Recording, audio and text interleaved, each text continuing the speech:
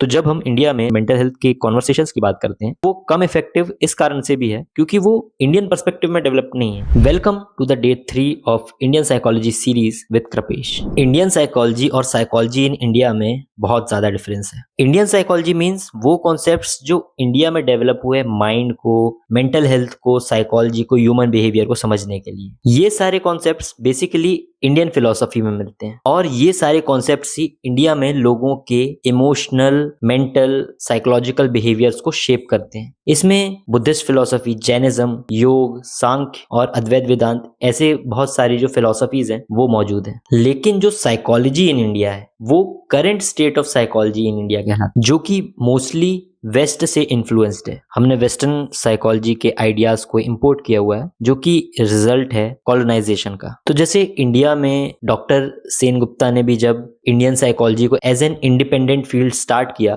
तो वो भी हार्वर्ड से पढ़ के आए थे और उनके भी जो आइडियाज थे वो शेप्ड थे वेस्टर्न साइकोलॉजी से। तो जब इंडिया में भी रिसर्चेस शुरू हुई तो वो बहुत ज्यादा इन्फ्लुएंस थी वेस्टर्न फिलोसफी के साथ। और आज भी हम देखते हैं कि जो इंडिया में रिसर्चेस हो रही साइकोलॉजी में वो बहुत ज्यादा इन्फ्लुएंस्ड हैं वेस्ट में जो रिसर्चेस हो चुकी हैं उनसे। तो जब हम इंडिया में साइकोलॉजिकल स्टडीज की बात करते हैं या फिर मेंटल हेल्थ के कॉन्वर्सेशंस की बात करते हैं तो वो कम इफेक्टिव इस कारण से भी है क्योंकि वो इंडियन पर्सपेक्टिव में डेवलप नहीं है, वो ज्यादातर वेस्टर्न पर्सपेक्टिव को फॉलो करके की गई है और हम इंडियन साइकोलॉजी को वेस्टर्न पर्सपेक्टिव से नहीं समझ सकते। So there is a great requirement to reshape psychology in India with the perspective of Indian psychology.